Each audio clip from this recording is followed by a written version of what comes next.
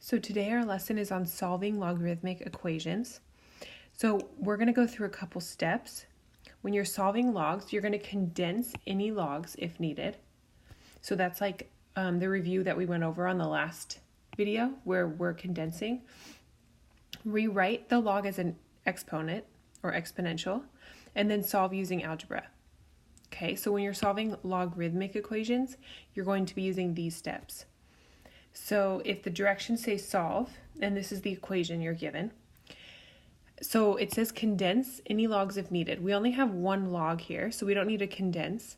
Then we're going to rewrite the log as an exponential.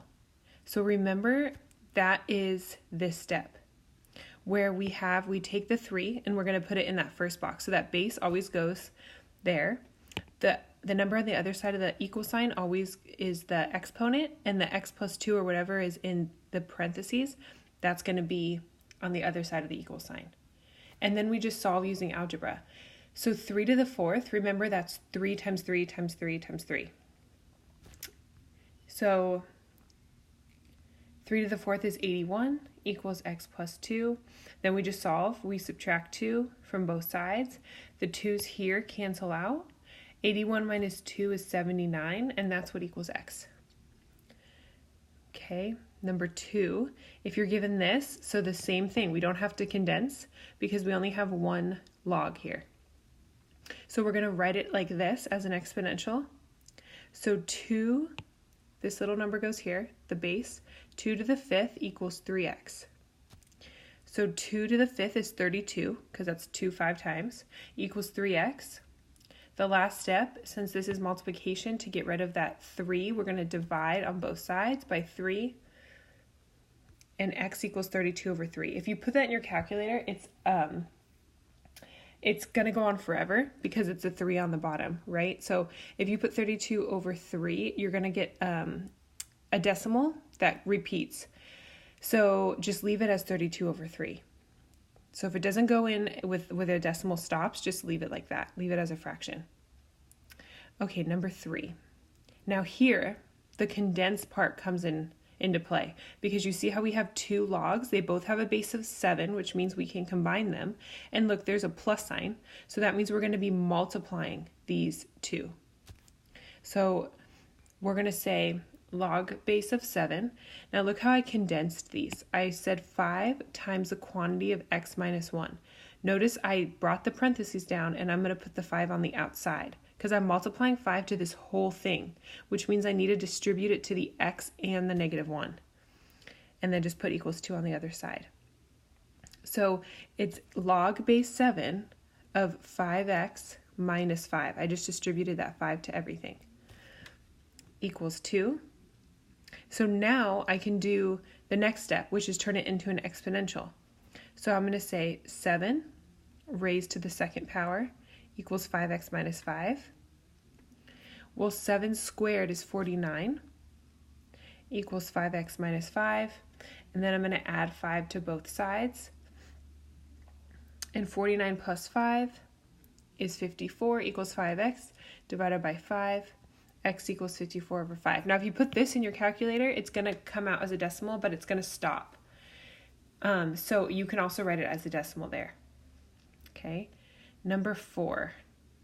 So again, we have two logs, and they both have a base of 3, so we can condense them. There's a subtraction sign in the middle, so we're going to divide. So it's going to look like this. So the log base 3 comes down, but you have x over x plus 4, and then equals 6. You're just going to bring that 6 down. Now here, we're going to turn it into an exponential. So 3 raised to the 6th equals x over x plus 4. So let's solve this first. So 3 to the 6th, that's 729, equals x over x plus 4. Now to solve this, when you have a fraction on the other side, to solve this, you can make the 729 a fraction and solve by proportion. So we're going to put this number over 1.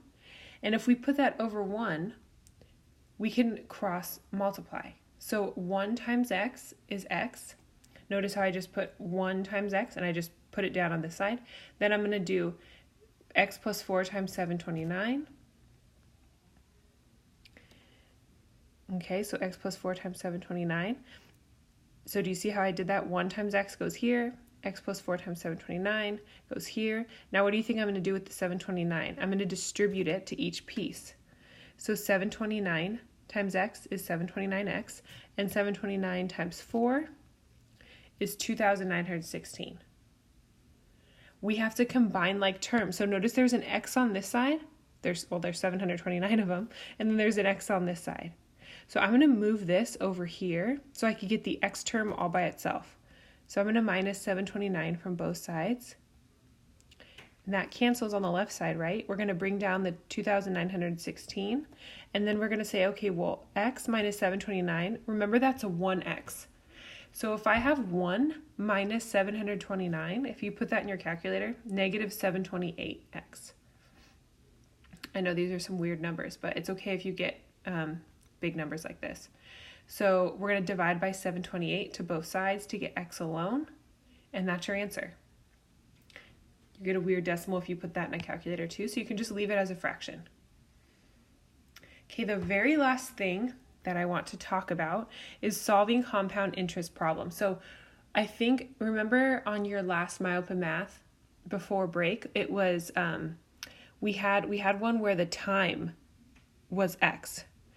That's what we're going to be looking at here. So now we can actually solve those kinds of problems because of solving exponential equations. We know how to do that now. So let's go over a couple. So if we deposit $500, it says the rate is 6%. It's compounded annually. Remember, annually just means 1. How long until it reaches $1,700? So this is the equation we're going to use. Remember this fun equation right here? So we're going to plug in A. A this time is 1,700 because it says how long, which means we're finding time, right? How long means we're not sure what this guy is. But it says how long until it reaches $1,700. So this is 17. That's what it's going to equal eventually. That P is what we started with. It's the deposit. So it's 500. And we're going to leave 1 plus. Now R this time is 6%. Remember, we need to change this into a decimal. So it's 0.06. And that T is just going to stay T, because we're trying to find the time. So that's our equation. This right here, this is our equation. So now, how in the world do we figure this out? Well, first, let's divide by 500. The reason is because this 500 is multiplying this whole thing. We need to get rid of that 500 before we can touch that t. Remember when we were solving exponential equations, we had to get like everything in the parenthesis with that exponent. We needed to get that alone first before we could solve anything else. So to get just this parenthesis and this exponent alone on one side, we need to divide 500. We divide because it's multiplying with this parenthesis right here. So we're going to divide 500. That means that those cancel out. 1,700 over 500, that comes out evenly as 3.4. Not evenly, but the decimal doesn't repeat forever. It just comes out 3.4. So you can change that into a decimal. I know you guys don't like fractions. Equals. So I just solved this inside. I said 1 plus 0.06 is 1.06 raised to the t. If you want to make that an x, you can do that too.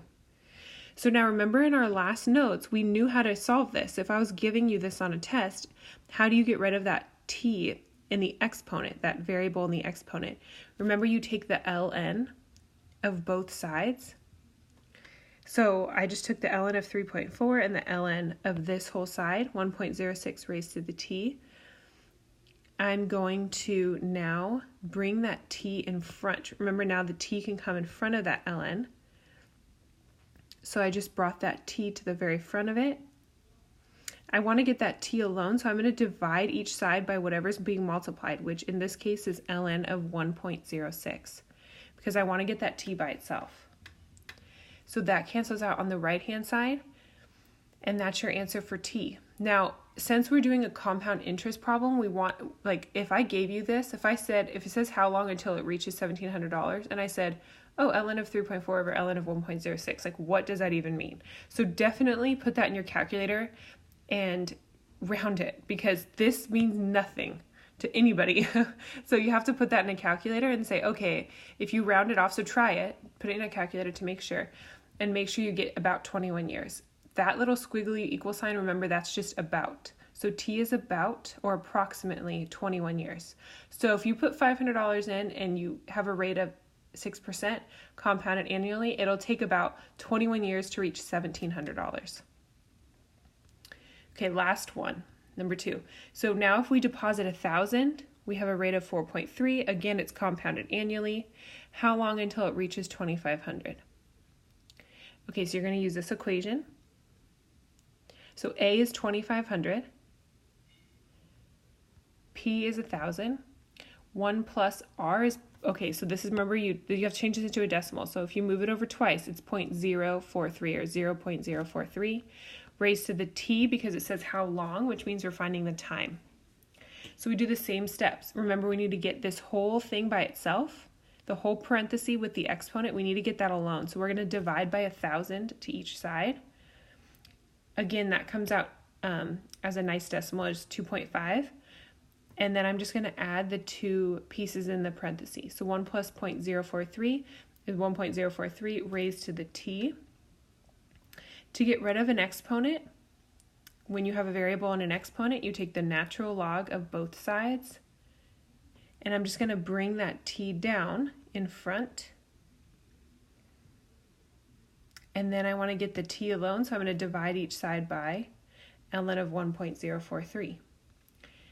Now again, this means nothing if I told you that this was how long it was going to take, so put that in your calculator. You're going to get approximately 22 years. So if you deposit $1,000, you have a rate of 4.3% annual interest. You'll reach $2,500 in about 22 years.